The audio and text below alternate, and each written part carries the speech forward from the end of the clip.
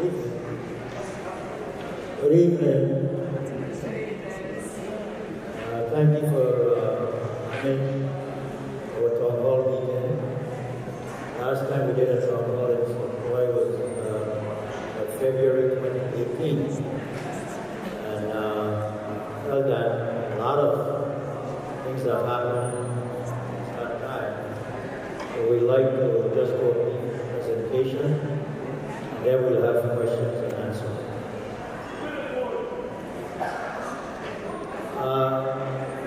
In the audience, I'd like to identify two trustees from St. Croix are here in the audience. I see Trustee Corey, one of our two trustees. Okay, we're not understanding you. You're muffled.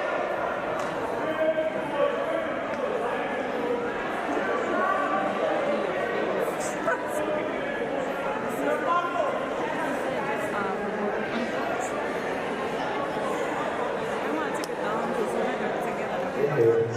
Told me to keep it close. But anyway, two trustees are in the audience. I'd like to recognize Mr. Delabari.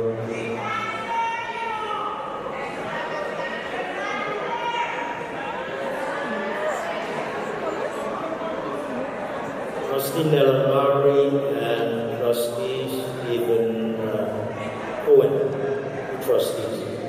We'd like to do a brief presentation, and then we'll have questions and answers. As you know, the GERS celebrated its 60th anniversary October 1, 2019. 60 years of serving the members of the GERS. So what we want to do is just highlight some of the things that have happened since 2018, the last town hall meeting that we have. As you know, each month we have board meetings.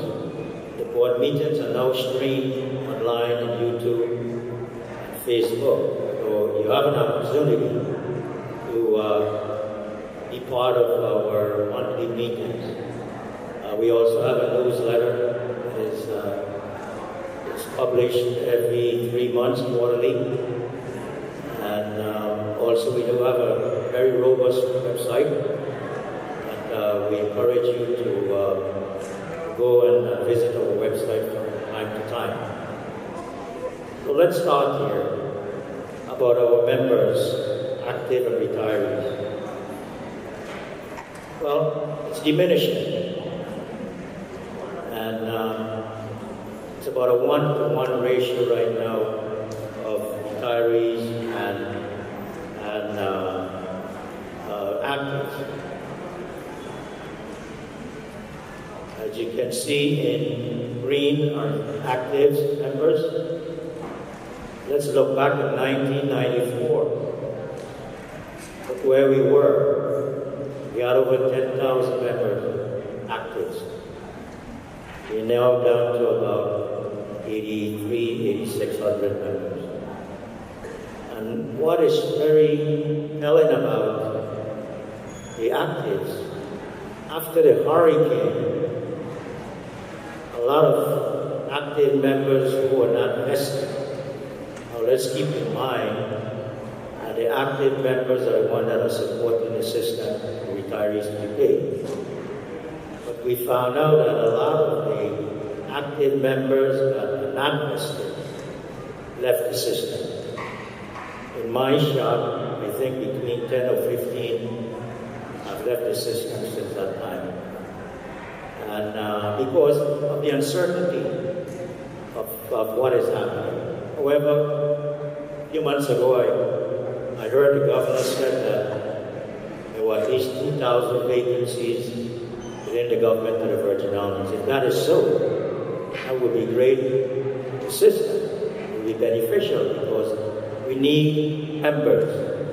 Not just that only, but if we have a steady stream of contributions coming in, it would benefit the system significantly.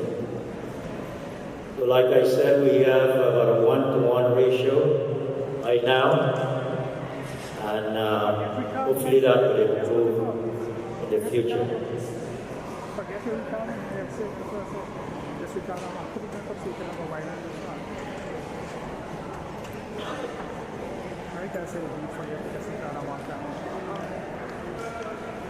This slide with active membership has been updated. 2018, 2017, there were about 9,300. Like we said, between 2017 and 2018, a significant amount of members have left, active members. So we are down now to about 8,300 active members as we speak. Broken down between Tier 1 and Tier 2. As you see, Tier 2 is increasing, Tier 1 is diminishing. So as the Tier 1 individuals get a little older, retire.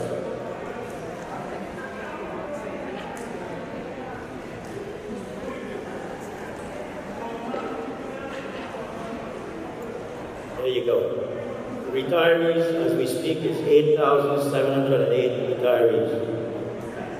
The active members are 8,586. Now, this is a mature system, and you expect something like this. The system is 60 years old. So you expect this type of situation. We have discussed this with our actuaries on many occasions. So this is normal within a mature system. And the kicker is that, and you'll see a little later, the system is not being funded correctly. The system is not being funded correctly.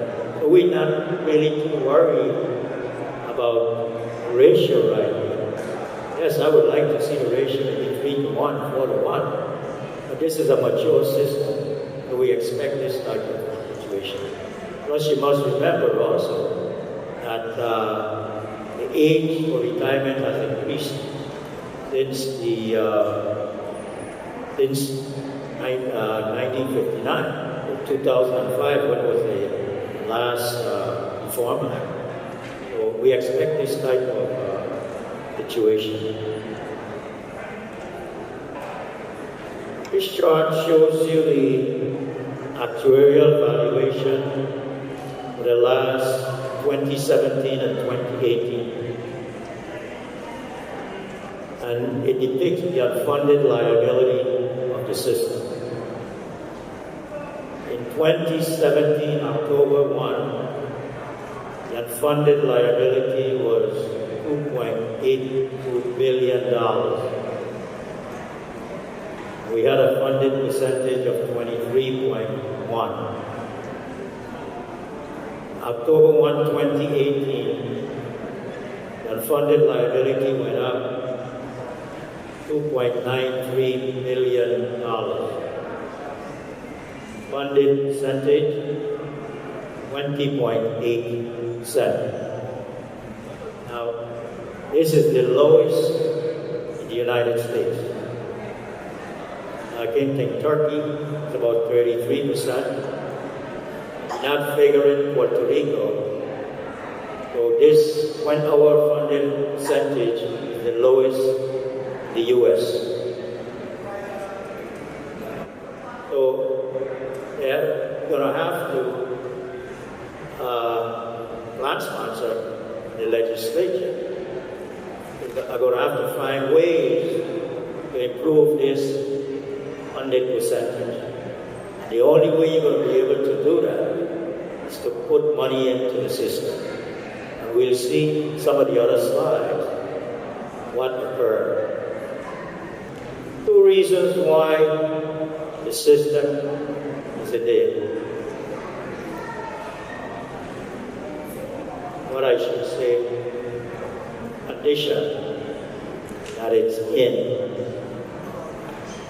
are because there were 9 unfunded mandates that were approved by the legislature of the Virgin Islands, meaning that on 9 separate occasions, the legislature approved early retirement bills, where members were able to retire without paying in the a fair share, meaning retire without paying employer contributions.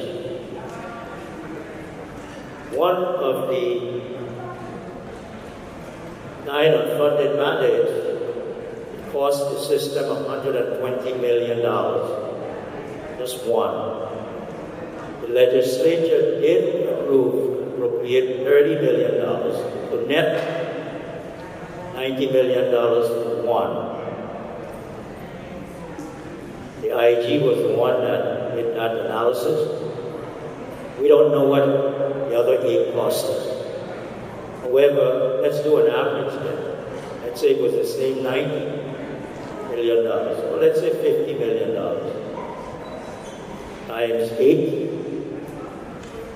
that's $400 million. That's a lot of money, close to $500 million that the system lost.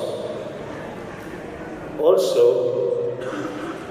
there are shortfalls in the actuarially determined employer contribution.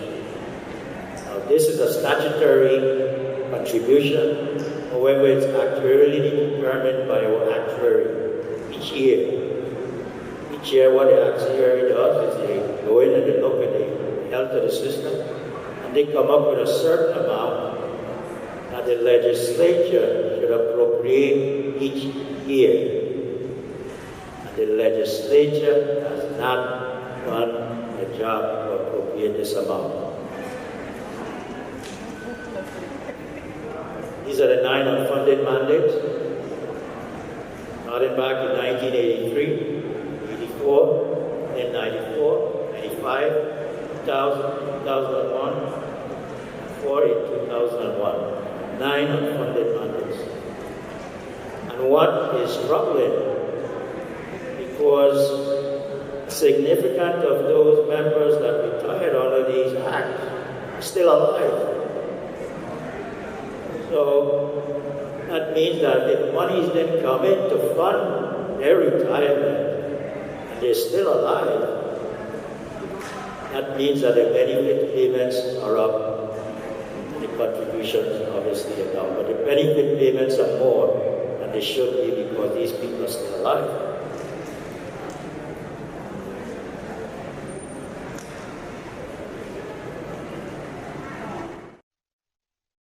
The actuarially determined employer contributions from 2000 to 2019 is approximately $1.6, $1.7 billion. And this is the amount of contributions that the legislature failed to appropriate and fund the GERS. I gave you an example a while ago about the early retirement bills where people are still alive and they went home early and some of them are still alive. So that created, and if you don't fund the system correctly because of this, it's about $1.6, $1.7 billion that have not been put into the system. At the same time, for the same period, look what happened. The system had to go to its portfolio and withdrew from its portfolio $1.693, $1.7 billion to fund this system. If these funds were left in the portfolio, we wouldn't be here today talking about insolvency, because these funds would have been in the portfolio to grow the system. Also keep in mind that, yes, we would have had to withdraw some funds.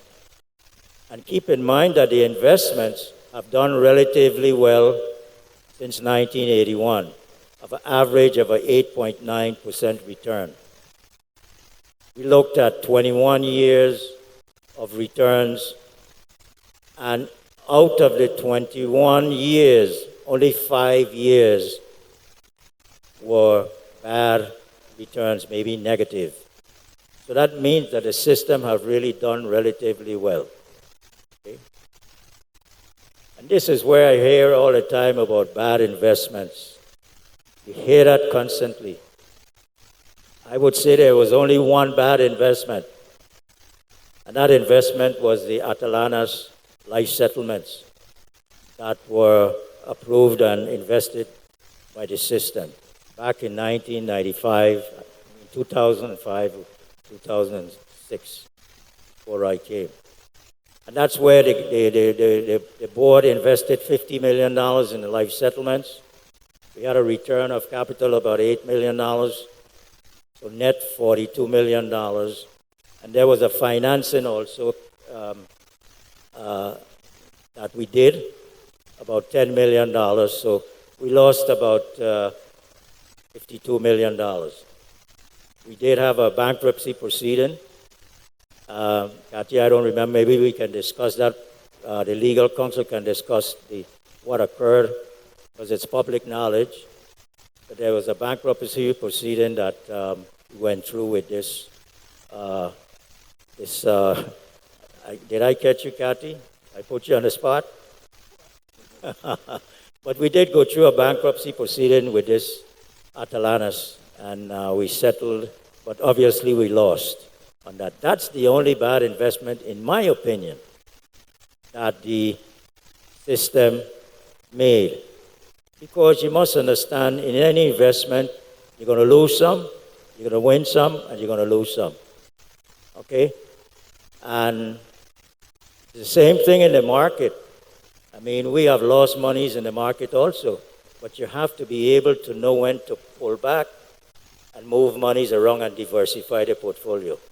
I remember in 2008, I just came onto the job in 2007 when they had the problem in 2008. The assets were $1.2 billion at that time. It's now down to what, 600 million, something like that. But in 2008, the assets were $1.2 billion. And overnight, we lost close to $400 million. When I say lost, the assets had been reduced, the portfolio was reduced. When the market regained, the market bounced back. We did get a bounce back, but not that much. We went up to about close to 1.1. So we did lose some monies. Because you know why? Because at the same time, we were withdrawing funds to pay benefits. So the principal or the portfolio was being reduced. So when the market bounced back up, we didn't have enough money to get that bounced. So what I'm trying to say here is this. If the system would fund it correctly, we would not have had to withdraw so much funds, $1.7 billion from 2000 to 2019. As you can see, in 2019, we withdrew $125 million to pay benefits. I'm not sure, Glenville, how much we withdraw so far from October to now. I think year to date, we've withdrew about 51 million.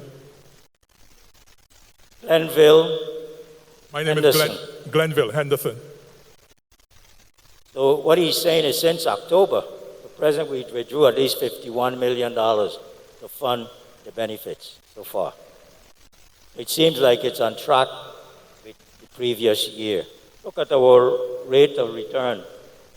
Market rates of return from 2000 to 2019. Not bad.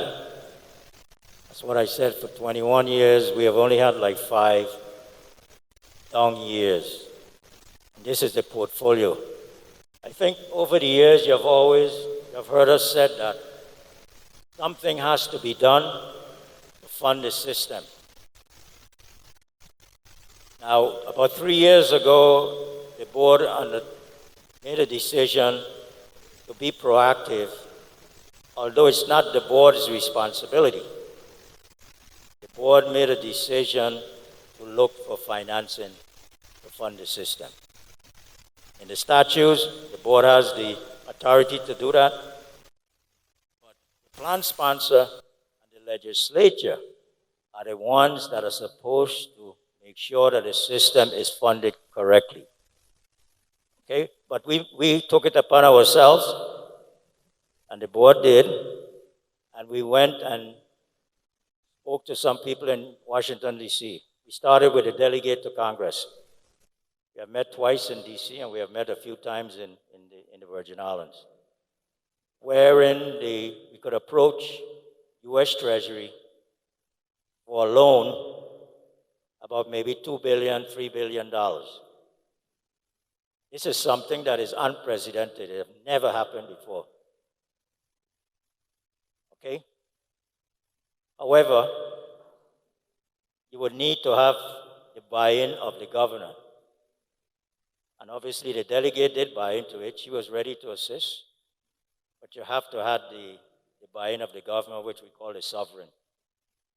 Because without the governor, there's no way you're going to be able to approach the federal government. Also, there may have to be some congressional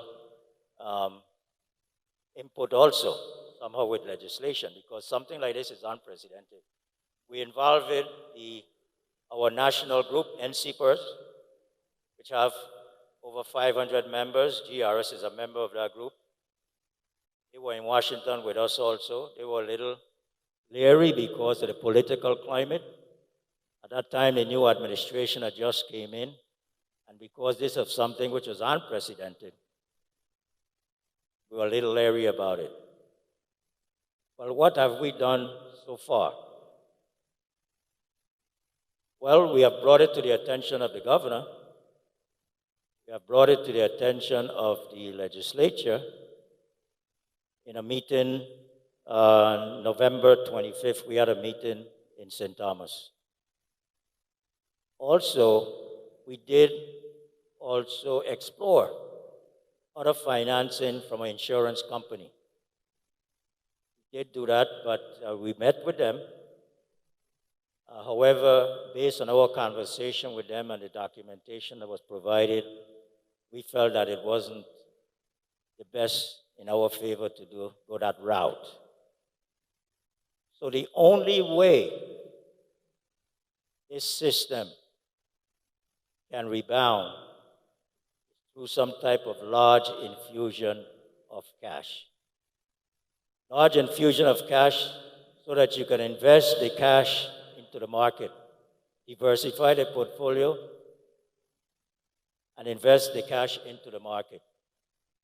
I was speaking with some of the retirees. I had the pleasure of speaking with a retiree group in St. Croix today. I spent about 2 hours speaking with them.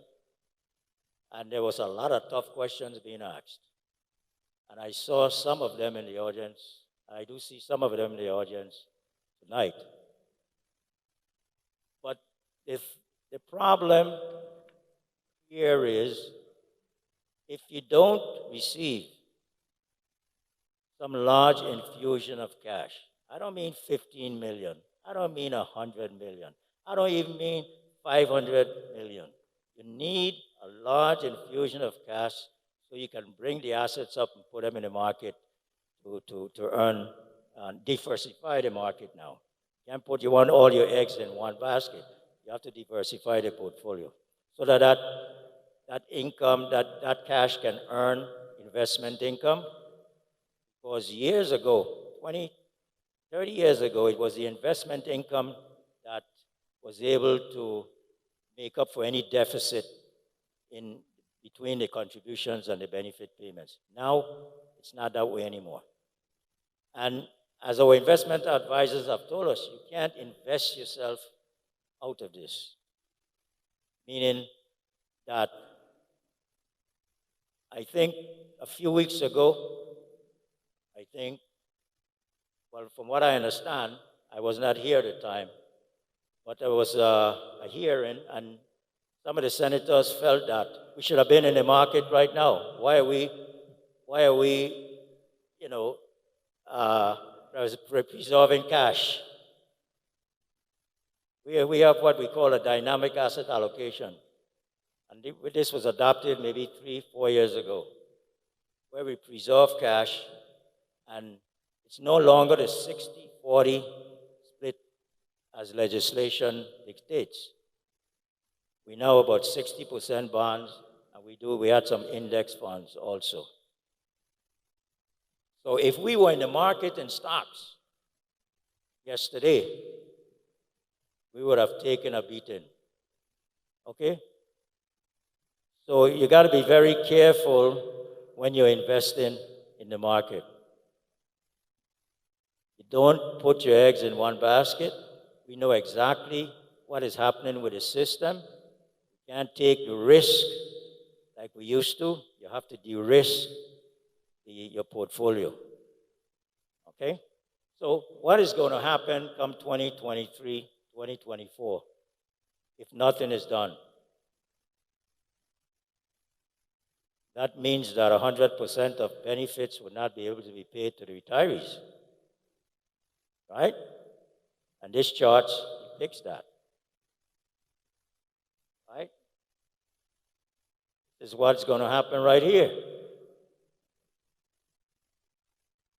And eventually it's going to rebound because you must remember now, the government is going to have to be paying in more contributions, which we just raised the contributions at least 3%. And this is where also around this timetable here, a lot of the Tier 2 members are going to be retiring. So that means the benefits are going to be less than the Tier 1. You must remember Tier 2 pays in more contributions and would receive less benefits. So this is the reason why you see around 2024, 2029, 30, 34, things have started to improve. However, you need funding for the system. What's happening right now? Out of a GERS meeting with the governor and legislature in November, we formed what we call, and this was a recommendation of the legislators that were in the meeting. I think about 14 senators were there with representatives. I don't want to call any name. And we came up with what we call a GERS legislative working group. I think we have met twice. We have a meeting coming up very shortly. But that's where we brainstorm and try to find revenue sources. Part of the group is the Bureau of Economic Research. We have the economists for the government of the Virgin Islands, part of that group also. And we have identified a lot of sources. I mean, Kathy, I don't remember how many, but it was like we could have identified at least $100 million from revenues that we can. But it means maybe taxing. You may have to put on some taxes. But we have identified at least $100 million of revenue generating items or things that can be done to generate that. Now, these are only brainstorming sessions. But somebody have to take a start right away, and I think you must give the legislature some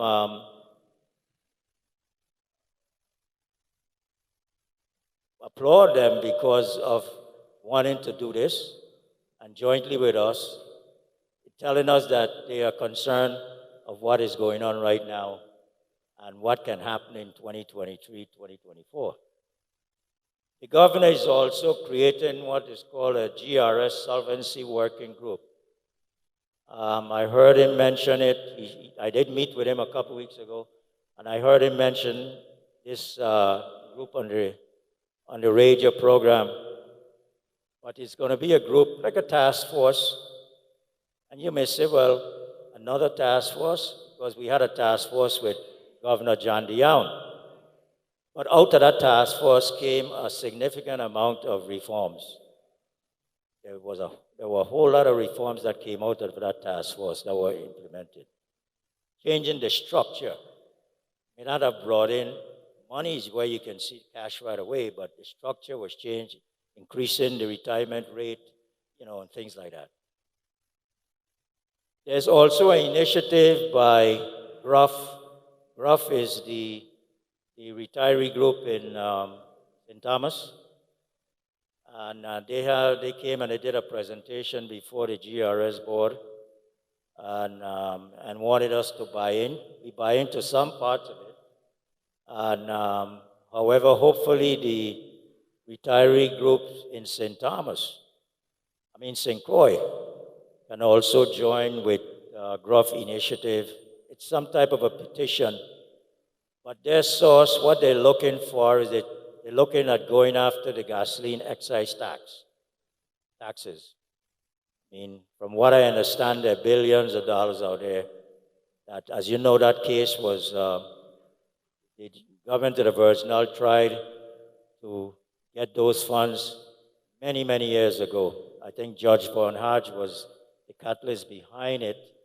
However, we lost in the courts of appeal. Also, the governor, like I said, is meeting with Treasury officials. I think I can disclose this because I heard him. He said that he told me about it during our meeting and did discuss it on one of the radio programs. Indicated to me that three things he spoke about when he was meeting with Treasury was obviously the gasoline excise tax, which is a lot of money if we do get it. Also, he discussed probably looking at distilleries, additional distilleries in St. Croix. As you know, Diageo is under capacity. They're not producing as much. They have capacity, but they're not producing proof gallons as they should. So if you bring some small distilleries in, I think from the Eastern Caribbean, who are interested, because these same people came to GRS and were discussing it with us, it would probably increase the rebates to GRS. Okay? So he also talked about GRS. Said he spoke to them about GRS and what is happening. And he said that there were no commitments, but they listened. And obviously there has to be follow-up meetings. We did write a white paper, which we probably would, we haven't publicized it yet, but that white paper was done last year. And the government has a copy of that. The legislature were giving copies. They were giving copies, the legislators first. And I think we're going to be putting it on our website so you can see. Nothing is supposed to be in hiding. The member is supposed to know exactly what we're doing. So we just want to make sure that the authority, the governor and the legislators had copies of it before we make it public. So that's all I have for my presentation. So the best thing is, what we would like to do is to open it up for questions. I don't know the format. Senator Doug Canton is going to be the moderator. So we are here to answer any questions that you may have. Thank you, Mr. Nibbs. At this time, we want to open up the floor to questions directed to Mr. Nibbs and the supporting members of GERS here with him, Attorney Kathy Smith, the General Counsel. Next to her is Ms. Shoran Sasso, the Director of Member Services, and Mr. Glenville Henderson, Investment Analyst. All right, as I stated at the beginning, your questions have to be asked within a minute. And that is just out of respect for the fact that we have a lot of people here that may have questions. And what you will do is come up to the microphone here, state your question. The panel will address your question. If there's a follow-up question, you have to submit that in writing. We're not going to have one question leading into another question, into another question. Just as a matter of giving everybody a chance, all right? So at this time, we'll get the first person who would like to ask a question to come up to the microphone and address the panel with their question.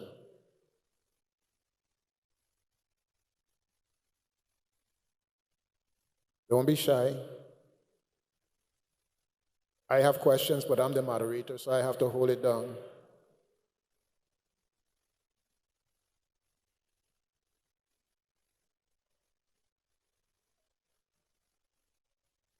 Good evening, good evening. Good evening, Mr. Nibbs. Good evening, everybody.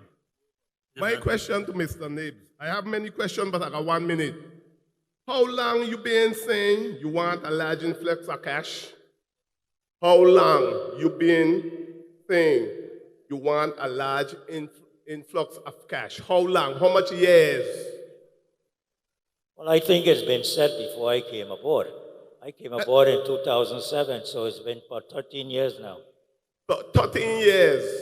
And you also stated that they didn't pay the money into the system, but you never take them to court. So 13 years, we need this money. No money coming.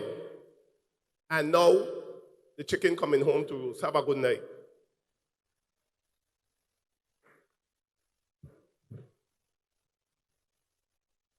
Yes, good night, Mr. Nibbs and the board. I've had a hard time understanding what has been said here tonight through this audio. My question, I have heard that you, the board, are planning on taking 30% of my annuity in October. I just want to know, is that true or false? False. What happened? Thank you. What happened? Let me tell you. What happened is the actuary. Now, you know, the actuary are our advisors. They came to us and said, in order to avert a total 100% reduction in benefits, they recommended to us that we should consider October 1, 2020, a 30% cut in benefits. Now, I can tell you, in our meeting with the governor and the legislature, the governor is not for it. The legislature is not for it. Now, we know that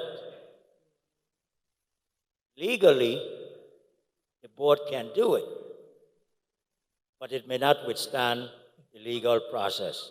Can do it because there's a section of the code that said the board have to be responsible and be a fiduciary for the system, and they have to use the prudent man rule. So the board can do it. However, we do not see where it's going to stand the test. Okay, but who came up with that number of 30? Because someone had said 15 or 10 or 20.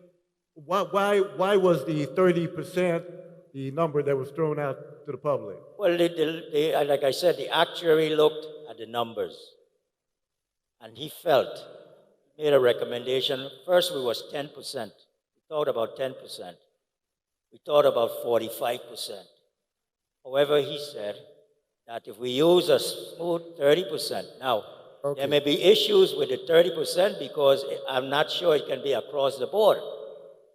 Because but it's going to hurt some of the seniors who are probably making $10,000 a year. And All right, All right, thank you much. Mr. Nibbs, but my final conclusion would be that my vote is whenever you come up with these numbers, 10% is where I think you should start. Thank you. Okay, thank you. All right, please. well, you see, if you do 10%, you're going to get closer to insolvency. All right. Before we proceed, we have two people in line to ask questions, and there's a third person who cannot physically come to the mic, and I'm going to have, with the assistance of Mr. Morris, to take the mic to that individual after you two present your questions. I'm also having some questions submitted in writing, so I will intersperse those among those who are actually taking the time to state their question. Okay? Go ahead. Okay, my question is, why did you bring us here tonight?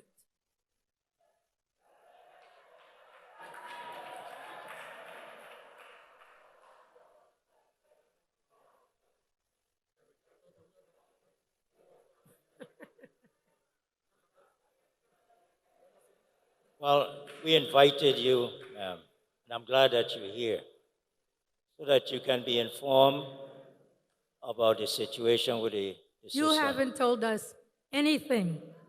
You have brought us here tonight and wasted our time. You sold Carambola for $9 million. All you're telling us is that we need an infusion of money. We know that. We're looking for the answer. What is your answer? Where is the infusion coming from? When is it coming? What are we here for tonight?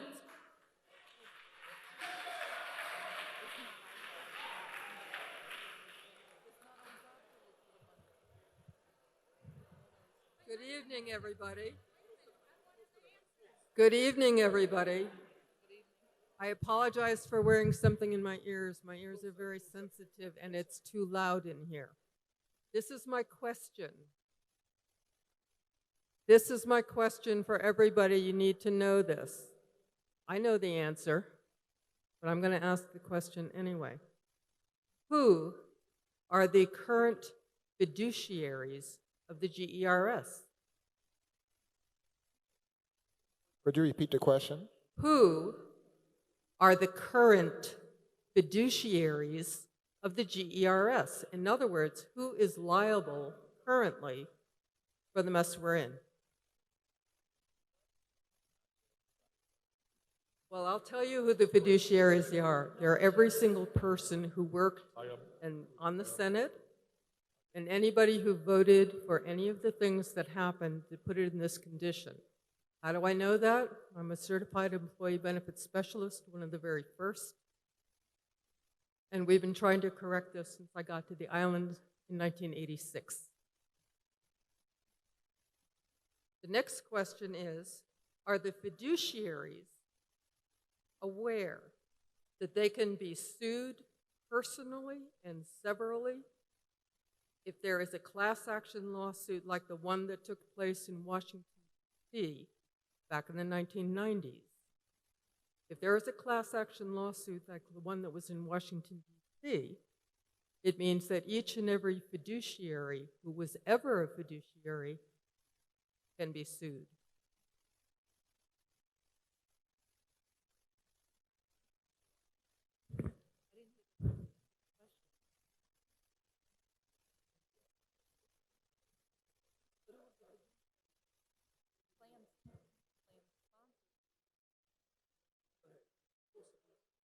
Hello, good night. This is to the board. Mr. Nibs. Mr. Nibs. I listened to you all night, and you blaming everybody except GRS. You blaming yourself. You say you only had one failure. All those indictments we had failed. Every last one failed. Let me ask you a question. Is GRS a lending institution or a bank?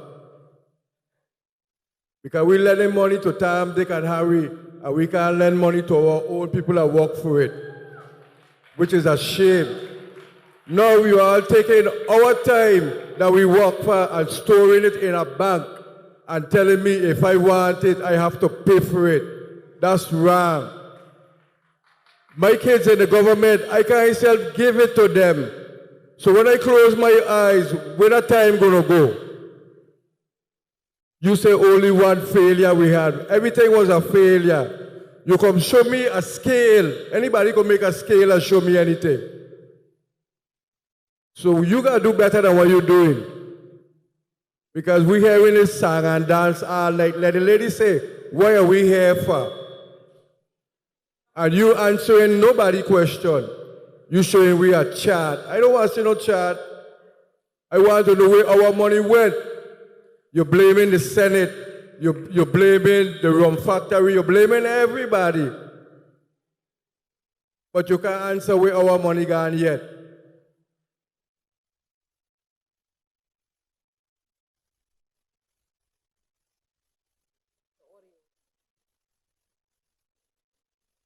Listen. Okay. Folks, when you ask a question, I heard a question asked as to what responsibility does GERS have in the alleged failures. That's the question I heard, okay? If that's not going to be responded to directly, maybe then we'll follow up with another question. Is that something that we're going to get a response to? Whether there's an answer or not, please, folks, please, hold it down.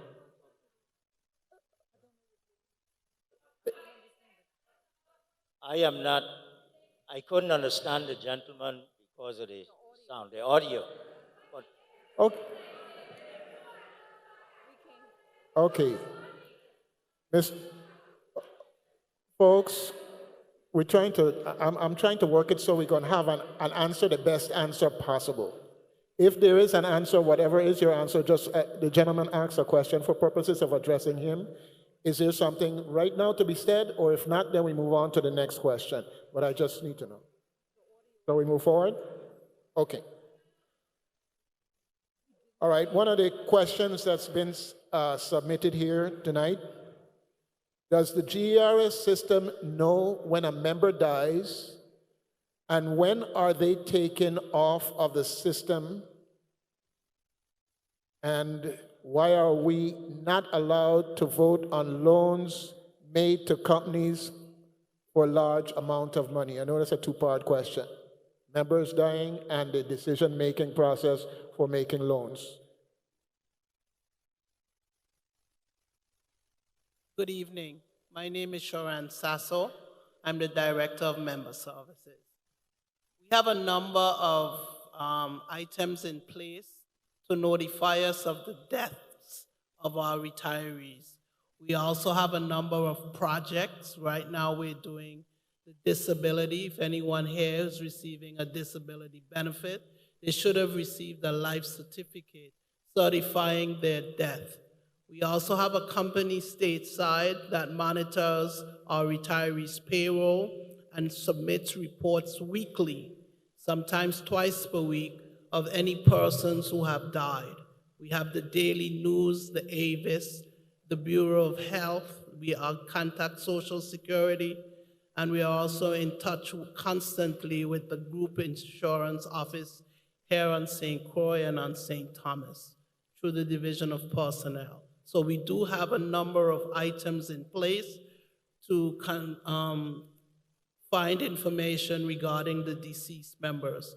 I would not sit here this evening and say we may not miss individuals, but we're quite on top of it, as well as the beneficiaries of our members contact us when a member dies. So I'm confident that we're tracking our death benefits adequately.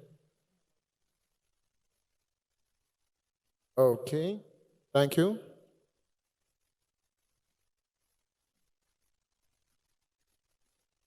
Good evening. Good evening. First of all, I want to make it clear. I have a particular notice and a concern. I expect to see and hear the board members to be seated up there to answer questions. Everybody up there is an employee. You got attorneys, you got consultant, I think his name was Mr. Henderson, and Ms. Sasso, Mr. Nib. They are employees of our money. I want to make it very clear. Now, if any one of them up there can tell me what statute or law say that they can reduce my annuity 5%, 2%, 10%, 20%, or 30%. Cite it here tonight. You got an attorney sitting there. You got an attorney behind the Myers. I haven't seen Attorney Williams. I haven't seen anybody. But I want to make it clear, people. I must understand that once they get the legislature to pass fiduciary liability insurance for them, because we pay to insure them when they make mistakes with our money. That's what they ain't telling us. So we taking our money. for legislature to pass fiduciary responsibility and liability for them when they invest our money ridiculously and almost criminally. Because they're talking about coronavirus now. You know how much time they reinvest our consultant with money and they can't tell us how they still get them on our payroll? We play with these people. And besides that, I see people standing Yes, here sir. and I'm a young lady. All right. Thank you for your statement. Let me ask you And- something though. I need to finish it because But you're asking a question. if and then but I've been talking. Okay. All I'm saying. Everybody been talking, I wait right here and ask for all wrong. But all And I'm now- saying is just give some deference to all the other people that have a question I don't have accordingly. Okay. I Thank don't you. have no problem with that. I gave deference to a lot of people before we start. I put up my hand, and you said wait. Just And a second, sir. Just a second. If everybody talks, nobody's going to understand. Mr. Brian has the floor. Go ahead, sir. You know, I really don't have a lot of patience anymore because I see you can have my phone in 2023. And letting all of them know. You haven't heard none of them of the employees or attorneys cutting their salary by 30% or 10%. You don't hear that. And I'm letting all of you know tonight, Mr. Nibbs, Tony Smith, Mr. Myers, and all of you, I will meet all you in the court step to see how brave anyone of you up the bill to cut my annuity by even 2% and get away with it. Because I gonna have a way to stop all of you know. Me playing. You could tell me that you have investors, consultants, managers, and I still make a mistake and still getting paid. So I just letting I don't know. I am saying clearly, and I ain't stopping until I explain myself because everybody got their chance. I waited for everybody, and everybody here can ask questions. All right. Because we playing games. You've We gone playing games. You've gone several minutes. And one of the things I want to say for the record, sir. How much time am I allotted compared to anybody? It's 1 minute to ask a question. 1 minute. 1 minute, and a minute is done. But long ago, but I'm indulging you. And I want to be clear for the record. It is our annuity, not just yours alone. All right? That's what I'm saying. It's ours.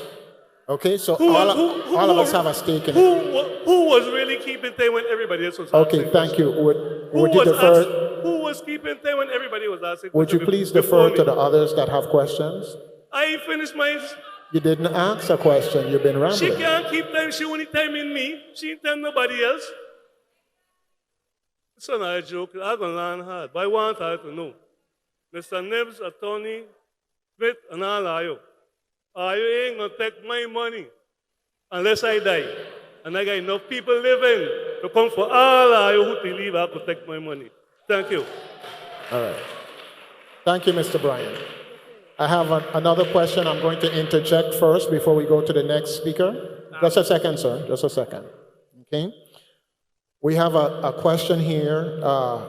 There's a person who was told that they needed to sign up to repay for repayment of prior service, and that they did pay up, they did sign up and proceed to pay, and that when they were finished, they were then told that there was a miscalculation in essence, and as such, that they had to pay more. On top of that, there was added a 1.5% delinquency fee to their payment. So we're looking at someone who complied initially in good faith and did what he was told based on the question, and then subsequently it was determined that the calculation was not correct, and they're now facing a delinquency on top of the fact that they weren't told up front all that they needed to know to pay. That's the nature of the question. Could such a situation exist, and if such, what would be the way to remedy that?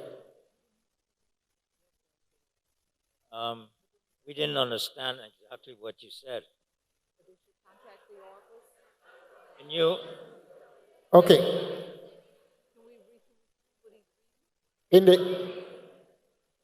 Please, folks, I try to state the question. A person, let's say they pulled their money out of the system and they came back to work. And I'm presuming that that's the situation. And that they're told that for them to get back where they were, they have to pay in what was owed. And they had a payment plan, I guess, to pay it in. And later on, we're told that their calculations were not accurate and that they owed more than that amount.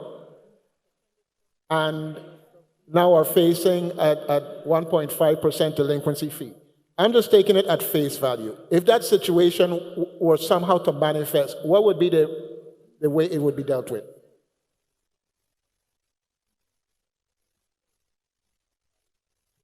I'm not clear on exactly what you're saying. The microphone. Okay, I will submit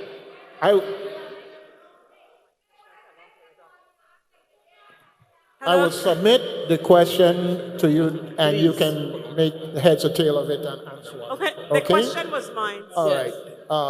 The question was mine, and you stated it clearly. When you join the system and they don't start taking out contributions, remember you guys had a repayment plan? Yes. And you said you could sign up for the repayment plan? I did. Okay. I paid what you said was owed, and you continue taking out contributions. When I went to you to be reimbursed, the payment stopped. And then I went back again, and you said, I don't know if you had some type of an audit, and you said it was calculated incorrectly, but I still owed contributions based on the audit that was done. So I said, okay, you could continue taking out the payments. And then you said, we could take it out, but we're going to charge you a 1.5 delinquent fee. And it says right here, you have it right here on the paper. Repayment of prior service changed from blah, blah, blah, and now includes a repayment of 1.5. But if I paid what was said that I owed, how am I being penalized now for your mistake when you had an audit done and you're telling me now in order to pay what you say, I have to be penalized 1.5%? I've called Mr. Nibs on this matter. Nobody hasn't answered me. Nobody can answer me.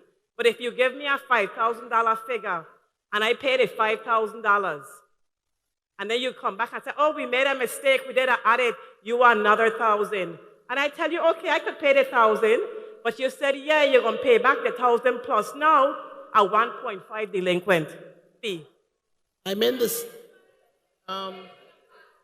If everyone speak at the same time, we can't answer the questions because we cannot hear. That's the first thing. This is a personal matter. I'm in the office until around 12 tomorrow. You can stop in. I can't answer a personal question at this time. I'll stop in tomorrow, but I also asked Mr. Nibs to address it, and he was saying the only how it can change is through legislation. Because how the law is written, it says that you have to pay a 1.5 delinquent fee. But I'm being penalized for a figure that I knew nothing about. I do not have your records in front of me. I cannot answer that question. Okay, sir. Please give the gentleman an opportunity to ask his question. Good night, muy buenas noches. I got basically my question is, I came late, I don't know if, my question is this going to affect the former senators, former governors, current governor, and judges? Are they also going to be affected with this, or the judges, governors, former governors are going to eat the best part of the pie? Are they going to get a reduction too? Former governors, current governors, judges, if this happens, is this also affecting them? Is it going to the governors and the lieutenant governors are not GERS members. But why they work for the same government? They need to put them at the same level as us. This is, I mean, What goes for the goose, it goes for the gander. You all create the law, you all cannot break the law. Just put everybody at the same level. That's all. If we fail, it's because of them. So, I mean, let's do it right.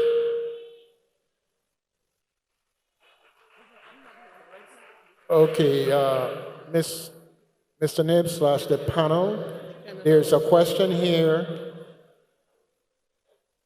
It's two-part but related. First, folks, please, it's going to slow down you getting answers if everybody talks at the same time.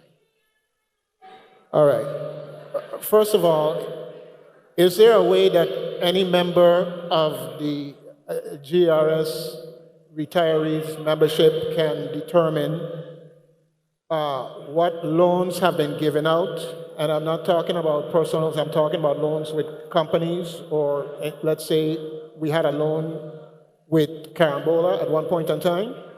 Is there a listing somewhere that the employees can have access to that? And they closed off with the fact that they want to know why we can't go back to having personal loans also for retirees.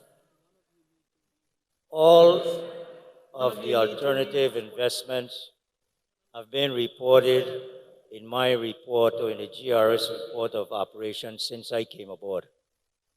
The only time we missed was last year because we were not invited, but we have all of that information. A lot of it is on the website. You'll have to go to those annual overviews to pick up a lot of that information. What we are still doing is Carambola has not been closed out officially. We had a one-year period to close out, and we're winding down right now. Okay, the last franchise tax report got to be filed this year.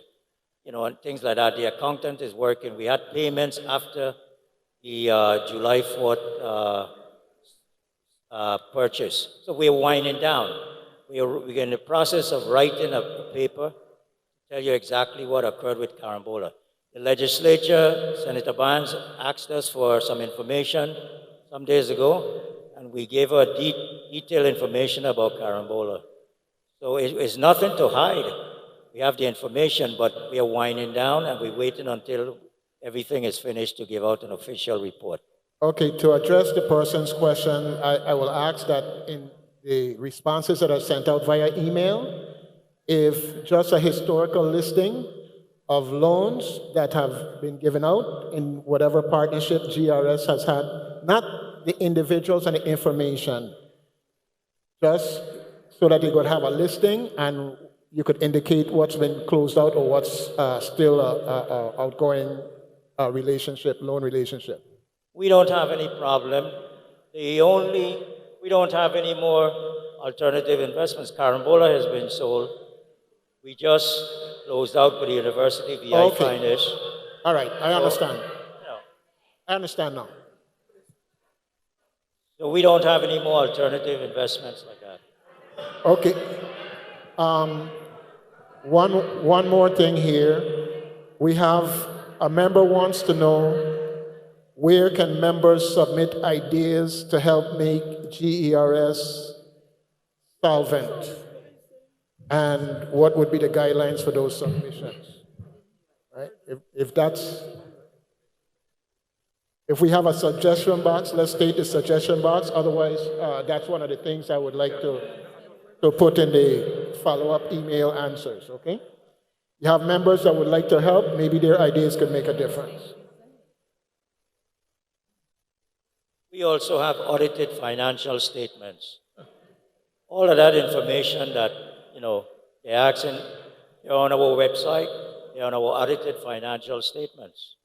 All right. The 2018 statement has not been issued because of the government of the Virgin Islands haven't issued their statement, but we're now working on 2019, but all of that information is in our financial statements, on our website also. Okay, good thing, good thing.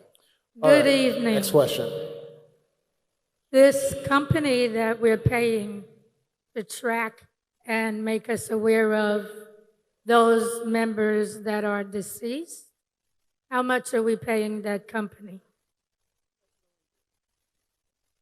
I didn't understand the question. You understand what I said? Did you understand? Can't sit on attorney's phone. Just for the record, could you state the question again? It wouldn't. You stated a little while ago We don't have those. that Okay, folks, we are. I cannot hear her because you're disrespecting her.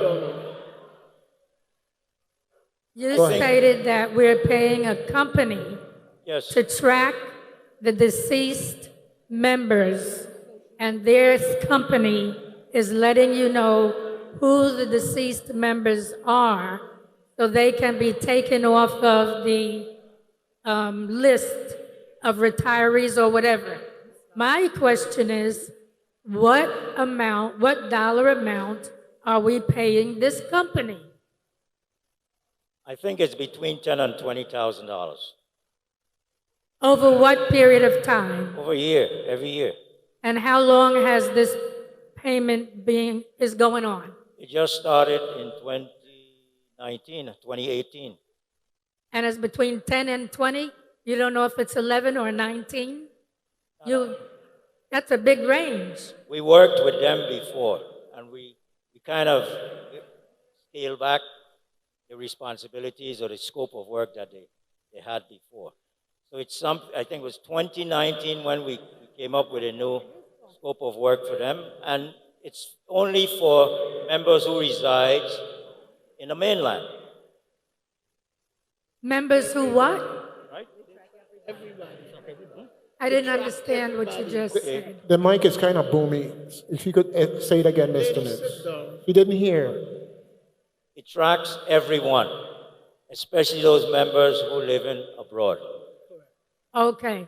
So it's between $10,000 and $20,000 a year. That's the closest number you can figure out.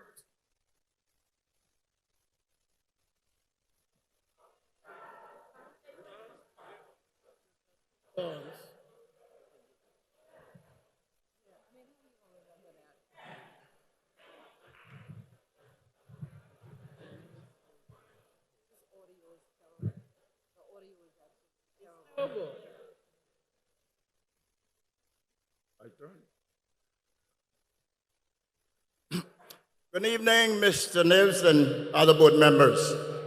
My name is Cecil Benjamin. I came mainly to register my opposition to your proposal of cutting annuity by 30%. I just came in and I noticed, forgive me, that you give the audience 1 minute. I'm trying my best to put my thoughts together for that 1 minute. I hope you will oblige and let me do maybe more than a minute, because this is very important. That proposal is unconscionable, outrageous from many standpoints. For many, many years, this government has always delved into the GERS. Every time, the retirees fund. We have to be backing up for everything, balanced budget, a whole lot of stuff like that. And to consider at this time, when our health system is not doing well, most of our seniors are going overseas for health care. Some of that same money that you're cutting, they need to use that to go overseas for treatment. I'm saying to you now, to take this kind of thing into consideration. Please.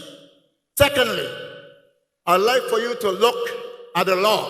I think Senator Bryan mentioned it. But let me repeat. To look at the law, which is like a contract to the employees. Nobody can just arbitrarily cut that. Or else we're going to meet all of us in court, or else we're going to get together and burn this place down. I'm telling you now. I've been quiet for a while, but I'm tired. Let you guys come and do this injustice to the people of this territory. No, we can't do that. There are alternatives. Let's look at all the alternatives. before we do this, and as a last resort, you put it on the backs of the poor seniors who's struggling. No way are we going to do this. Like I said, you're ready for a fight, you don't get a fight. I've been quiet for a long time. I'm tired to see the injustices in this damn place. About time we think in terms of our own people. Try to help them. And don't turn our backs and come with this nonsense. Not anymore. I am going to give you at least one recommendation. An alternative that you need to look at. This would involve a whole lot of money to bring back solvency. It's not our fault to have already worked. We worked for that. We upheld this damn system. Can't take it out on us. We need to set up maybe a commission to study this thing further. And we need to go right back and deal with the excise taxes on oil in this territory. From the time Leoness opened up, we have had this problem over the years. And they're telling us we are too small. That money is too big for the territory. And praise God, people like Von Arch started that fight way back on the Serial King. Until today, we cannot get that resolved. Mr. So Benjamin. I'm saying that as a recommendation. Mr. Benjamin. Mr. Benjamin. I'm going to wrap it up. I'm going to wrap it up. Thank you. I'm saying that we can go back there and try to have that billions and billions of dollars there that we have not fought through the political process to get that done. And that's my recommendation. I think GRUF is an organization out there that just started a couple of years ago, and we call ourselves Government Retirees for Fairness. They also have that proposal. I don't know if they brought it to your attention, but we'd like for you to look at that. And let's all join hands. Let's join forces, the legislature, the GERS, everybody. Okay, Mr. Benjamin. And go before the federal government for that money. Thank you. Mr. Benjamin. Yes. Thank you. All right. Before we get to the next question people are submitting their questions here. This is a very simple one since it was asked. How does a person get on the GERS board?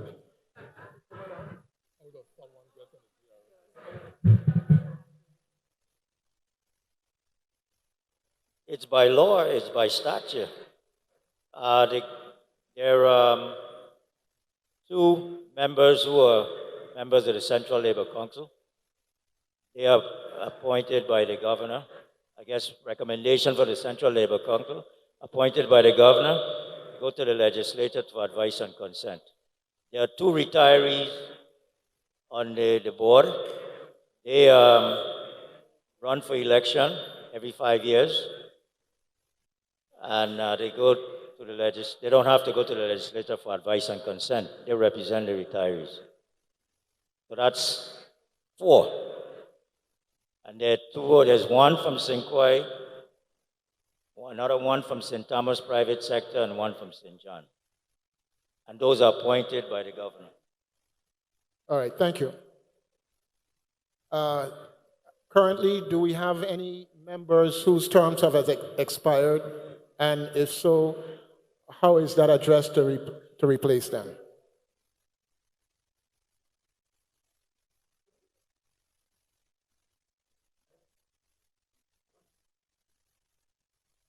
Again, the governor would have to be, they serve at the pleasure of the governor. The governor would have to appoint them or reappoint them.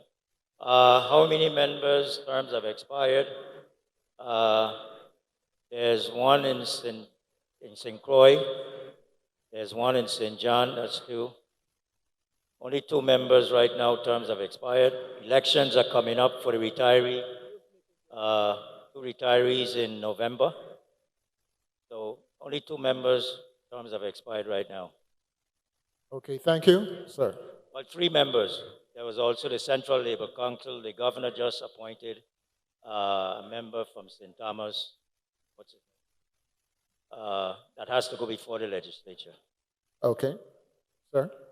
Good evening, Mr. Nibs and your staff.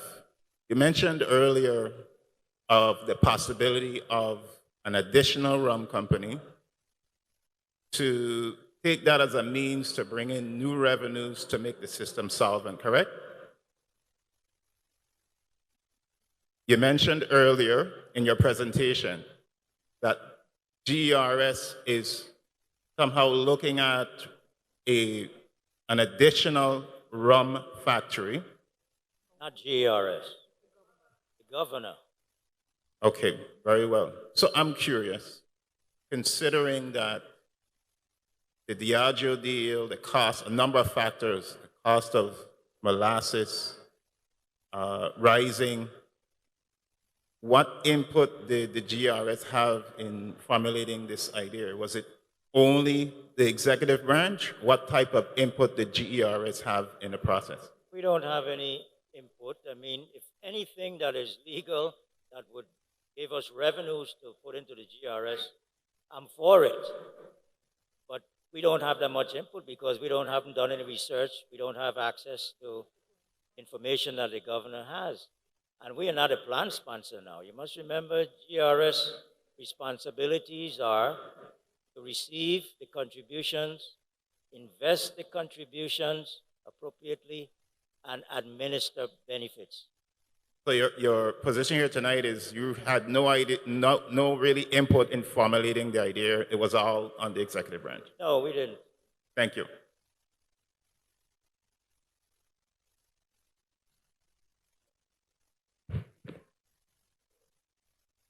I mashing up my thing up, yeah? But I well vexed. I didn't mean to do that now.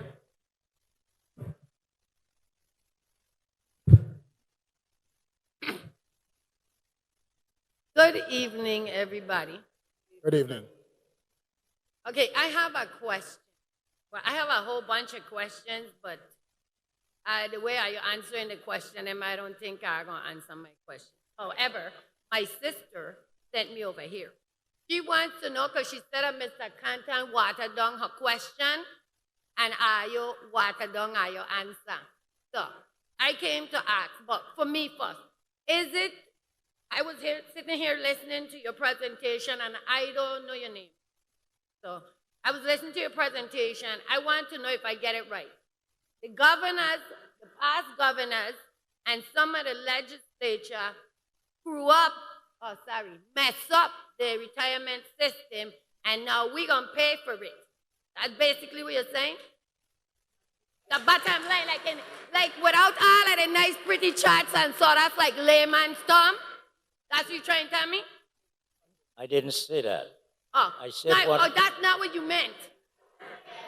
But that's why I get sitting on over there. I like to break everything up and just take What I the said, beat. two reasons, two of the major reasons. That is like the lady, I don't know why we're there then.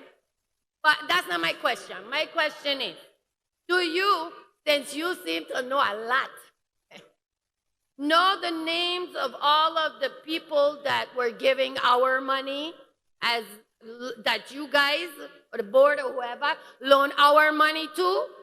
Like in these years where she said this little chart keep going up and down. Like, do you know, off your head, like you said, Carambola, you sold that and you loan money to the they call it seaplane. They didn't say the seaplane. Okay, He said that they loaned money to Carambola, paid off the loan, and somebody else that he pushed in there that he like it was good. Okay, thank you. Let Mr. Nibbs answer the question. Done. That's not the question. The question is, do you offhand, wait a minute, because you can see Sir Benjamin. That's fine.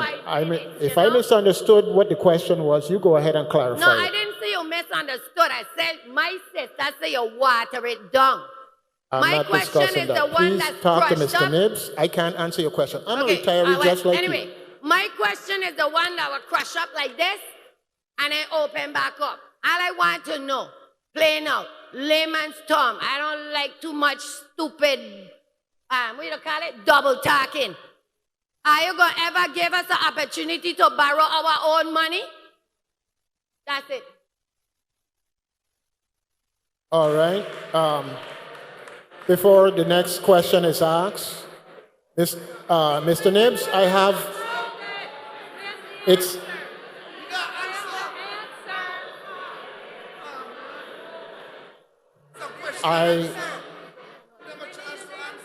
Oh, Mr. I thought you didn't answer, Mr. Nibbs. Go ahead. My mistake.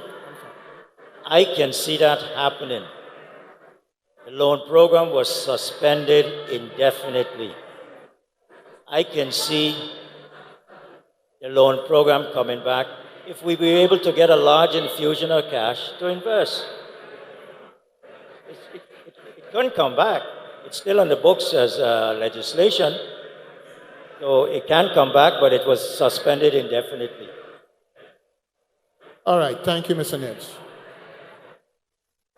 Folks, from up here, the sound is bouncing back in a way that it's hard to hear. All right? So I ask your indulgence for the questions of other retirees, and they would like to have their questions heard. I have about 4 questions here who are asking basically about the same thing. And as a retiree and as someone who knows better than to follow rumor, I like to know what it really is all about. Is there presently any type of initiative being dealt with at GERS by GERS's actions to cut annuities by 30%? No. The answer is no. That's what you said? No. Okay. Mr. Nibbs, work with me here. It's hard to hear the way the sound is bouncing, so that's why I asked. So I say that because the questions then move on to the next question, sir. Thank you. Time running, you got it. My time start when I speak, start to talk, right? Not when I'm standing here. So when I start to talk to you, that's when my time starts. Thank you. No, I'm waiting because we are. I'm waiting for the question. I don't press it until the question starts. Yeah, but I'm saying there's too much noise, sir. I can't control the noise. I want my question to be heard. I'm simply asking now. I didn't get the answer for my first question. And since people are talking, and you can probably hear Mr. Nibbs, none of them up there answer my first question.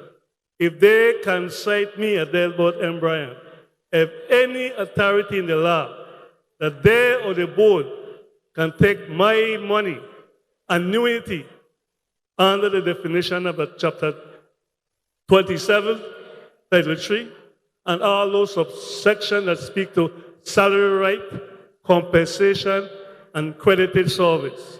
My credited service speaks for itself.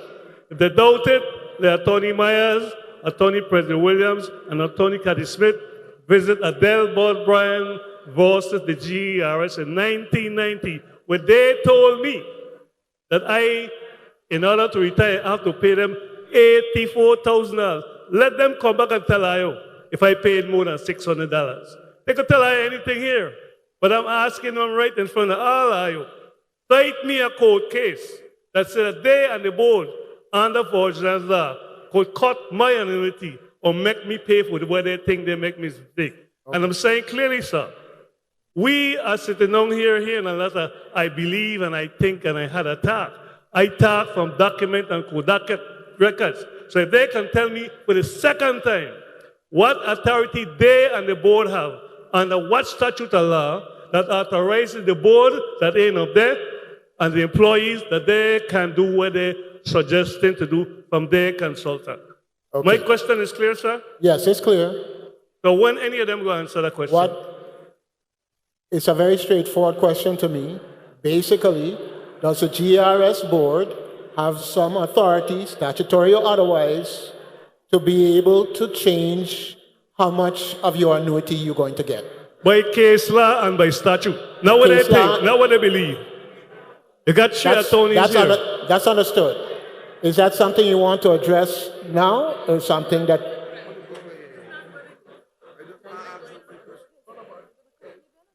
I'm waiting for my answer. Could I sit down? Senator, the board has not made any decision. It was a recommendation by our actuary. The board has not taken any position on any cuts in benefits. And have you or any of the attorneys sitting here with you tonight ever read Adelbert Brand versus the GERS in 1990 with the Third Circuit tell I understand the salary right, credited service, and compensation. Which one I and the board have authority to reduce that? You can't do that, but I will tell you anything because it depends on who I want to fool.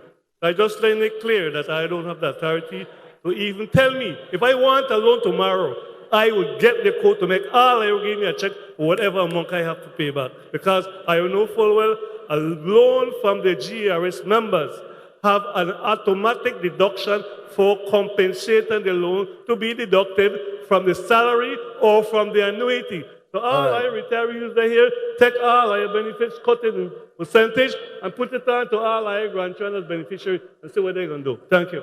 Thank you, Mr. Bryan. Next question. Good night. Good night. First and foremost, if you wanted to get good sound clarity, you would have a speaker turn to the audience and one turn to you so you can hear. That's the problem why you are not hearing us properly. Now let me go on. I would like to understand this WICO situation. And I need you guys to answer me. Because you brought us here for question and answer. What's going on with WICO? GERS is taking over Havenside. Is GERS taking over Havenside? GERS owns Havenside. Yes. GERS owns Havenside. On April 1st, GERS will take over the direct management of Havenside. Okay, very good. So therefore, Havenside is like a 24-hour run facility, right? Yes. Because there are different tenants there. You need maintenance, you need security, all of that. So you had WICO had the employees already in place that was running this facility. Why would you get rid of them and then ask them to reapply when you could have done a transition, a smooth transition from WICO to GERS? The same way like how you have via buyout choice. But VIO did not let choice employees go. They transitioned. So now you are out there trying to get these people to come and work for you. Before now they decide to go and work elsewhere. You have to find new employees. You have to go and train them to learn this facility. You guys dropped the ball. In my opinion, you dropped the ball. Okay. And I don't think that GERS is able to manage Havenside. Don't cut me off. No, I'm not cutting you off. You asked a question. That Havenside, Mr. I Bogle. don't think that Havenside, that GERS can run Havenside Mall if you can't handle the GERS system. Mr. Bogle. I believe Mr. that Bogle. you are going to lease out Havenside Mall to a past governor. I want to hear what he has to say. You could talk over everybody, but that doesn't help us to hear anything. Okay? The fact of the matter is, Mr. Nibs, you indicated that GERS owns WICO Mall. And so in taking over WICO Mall, is there some transition plan or something that can speak to address? How is this happening? If you can state that without going into anything that's otherwise privileged. I'm going to be very brief. There is a transition plan. I don't know where the gentleman got his facts from because everything he said was incorrect. Okay?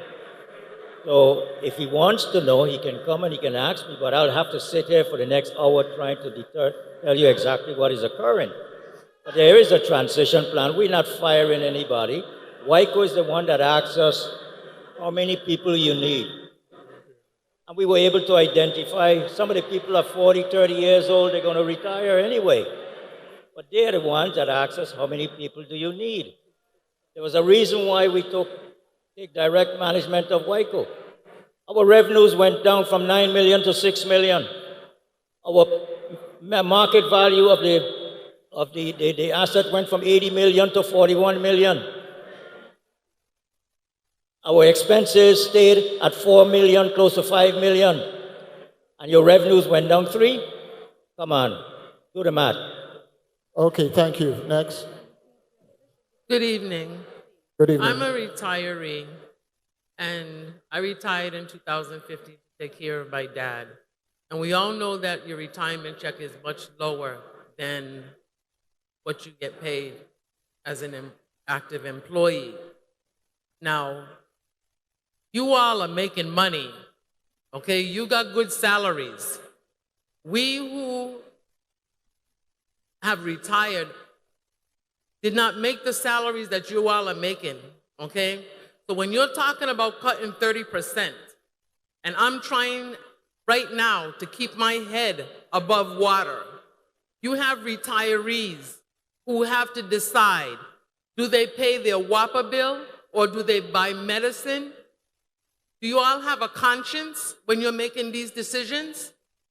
Have you thought about people, retirees, who cannot afford to buy medication, who can't afford to pay their light bills? Do you all think about these people?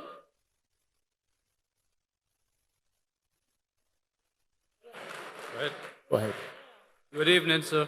Good evening. I came here to get a couple answers. My wife is not here. I have many friends who are not here, and they asked me to get some answers for them. I have a very simple question. Is there a plan to cut our benefits? By how much and when? Is there a plan to cut our benefits? By how much and when? Simple question. Sir, I don't know of any plan to cut your benefits. There was a recommendation made to the board. The board have not acted on anything. The board have discussed this legally. We have discussed it many times. But there's no plan in place that I know of for the boards at GRS to cut your benefits. What is your recommendation? The recommendation from the actuary was 30% effective October 1, 2020.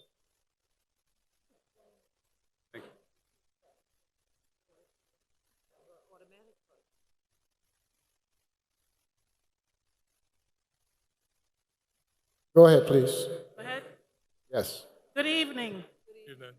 I would like to go back to the information about the board. Firstly, how many members are required by law to be on that board? 7. How many? 7. How many do you have now? 7. 7? Okay. What are their term limits? 5 years. 5 years? Because it seems that some of your board members have been on that board longer than 5 The term years. is 5 years and they have to be reappointed, but they can serve no more than 2 terms. Yes, I understand. What are the functions of the board members? Do they have different functions or they all just make decisions for us?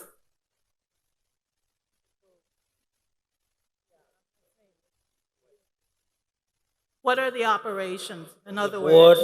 The board oversees, the board oversees the system.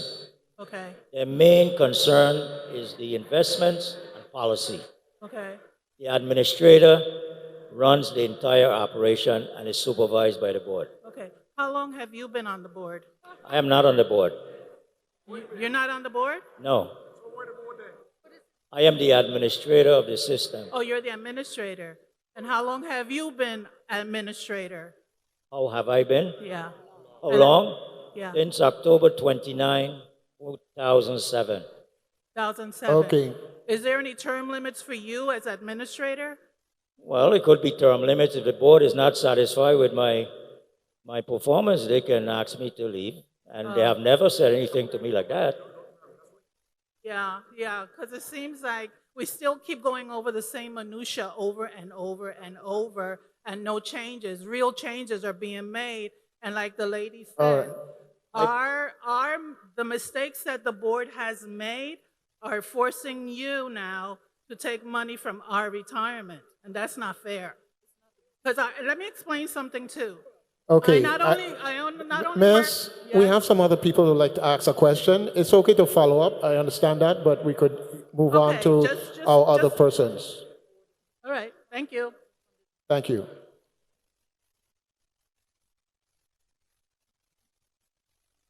Go Good ahead. evening. Canton, I'm going to listen to you talk. So if I run out of time, you're going to end up talking to yourself. Thank you. Okay? I'm really All right. disappointed at how this meeting developed because we haven't reached to any type of resolution with the problem that we're facing and been facing for years. And you've been told that the problem was coming for years, but everybody ignored it. Now, what is happening here tonight is it went haywire because of the ignorance of the people. You are really asking questions that you could find out by going to the board meeting, that you can find out by building up the website, that you can find out. However, you don't need to come here to ask those questions that you're asking. The people are telling you they're losing $200 million a year. I understand that? Because they have to take it out of the investment because, number one, the central government is not paying as it's supposed to on the time it's supposed to. And Mr. Nibs jump in anytime I say something wrong. And because we have the unfunded liability, and because we have a government that tells us we got 2,000 vacancies, but ain't hiring nobody. They're giving contracts to their friend, and that is not helping the GERS system.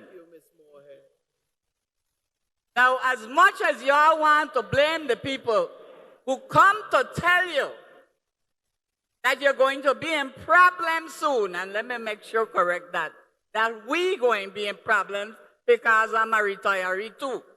Thank you, But you want to kill the messenger instead of listening to the message. It is the legislature. I don't care who are them who's sitting and then now tell you they are part of the institution that created this problem. And they are the part that have to find a solution, not them. All they're supposed to do is manage the investment. You're here because they're looking to tell you that it gets into a point where you're coming to zero. Okay. And they are putting a plan to help to maintain that we get something instead of coming to the point next year where we get nothing. All right. Thank you very much, Mary. Your points are well. I ain't done, and I You ain't tell her done already, yet? ain't paying no mind. We Um, had a meeting of your- the St. Croix government retirees earlier. There was a suggestion made because we see that the resolution has to come from the executive branch, meaning the governor, and or the legislative branch. We said we would go out in the morning and lock down the entire block that houses the legislature and the governor to make a point that you want something done to address the problem. But if you don't want that, well, then we're going to sit down and wait till the whole damn thing collapses, because that's where it's going. I don't know. You could say what one.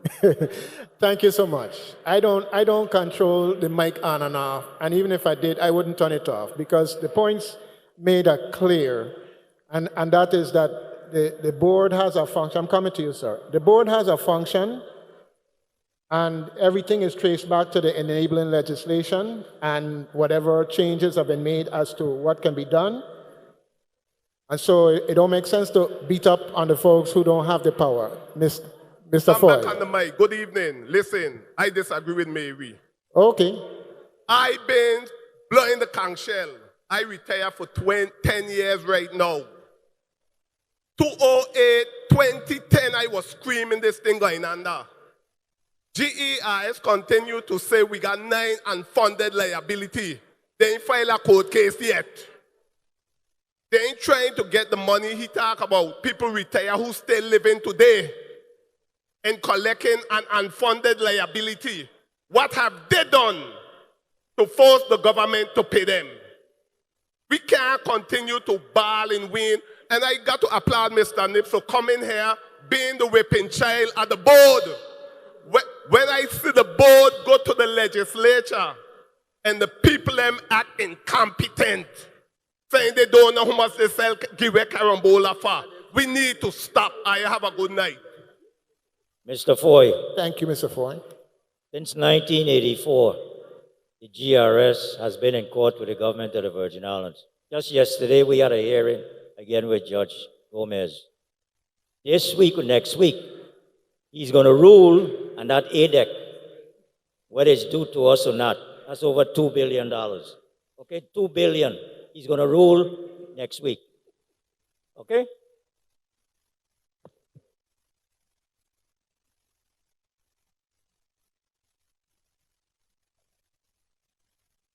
Sir, you have a question? Yes, good evening. Good evening. I have a question and a statement, please. The question is that why are none of the board members here tonight on the panel? You said there were 7 members. I don't see none of all of you work for the board. Where is the board? That's the question. The statement I like to make now is that all of us that are retired, let's talk about 30%. You notice they gave you a deadline. They said they want it done by November 1st, 2020. They're going to wait till the middle of the night, like they do for everything else, and pass it. I, as a retiree, I'm asking all other retirees, we have already voted on it, to have an X amount, a number of people already committed to come out tomorrow morning, 5:30 in the morning, Florence William Library, and we're going in front of Government House, and so conveniently, the first branch is across the street. We are going to stay there, and we're going to demand solutions from the governor. I don't care if you go to the PFA, float bonds, float ship, but we understand they are the ones responsible for where we are today. Like they said, the board members, sorry about that. Tomorrow morning, 5:30, Florence William Library, all retirees, not active workers, retirees, those that are going to be immediately affected. Don't bring no school children, people that got to work, don't come. People that are already retired, they're the one they're going to hit first. Okay? Tomorrow, 5:30, meet at Florence Williams Library, 5:30 a.m. in the morning. And we're going in front of Government House, in front there where the legislature and the government is today. You want to block off that area. We have to get some kind of solution, whether PFA, the float bonds. The other day, they find 6 million, bam, get WAPA. WAPA still went out and want to double dip. We have to come out. 5:30, we already have people that voted for it that are committed. We understand you cannot disrupt and create civil distress, but we have a right to protest. That is our right. We are willing to be taken away, read our rights, if they choose to do so. Now, I'd like to answer the question, please. Why isn't there none of the board members here? The scenario, you're working for them. I understand you're the messengers, but they told us it was a board meeting. The board will have a meeting. I'd like to know how come the board, none of the board members here tonight. Thank you, sir. Thank you. Thank you for your question.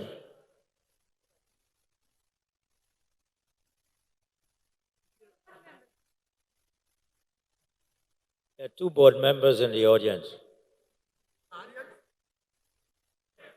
And we have board meetings, Ellen Bowery and Dr. Cohen. There are two board members in the audience. On the fourth Thursday of each month, there are board meetings. You're welcome to come to the board meetings during the regular session. The board meetings are also broadcast live on YouTube and Facebook. If you have a question, come to the mic, please. I just wanted to say for the record that when I was asked to be a moderator, I was told it was a town hall meeting, which is distinctly different from a board meeting.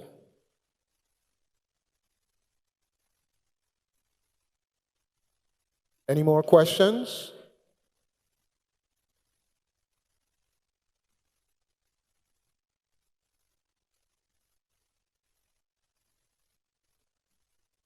If there are no more questions, then I'm going to return it to you, Mr. Nibbs, and the members of the panel. Is there any closing statements that need to be made? I want to thank everyone who has come out and participated. And I hope we're going to have more town hall meetings, and I hope we can get to the core of what can be done for our GRS. Thank you. Mr. Nibbs, closing remarks? Well, we'd like to thank all the members who came out tonight. We're just letting you know what the facts are, the state of the system. So tomorrow night we'll be on Thursday night. We'll also have a town hall meeting in St. Thomas. So on behalf of the panelists and the GRS, thank you for coming. Good night.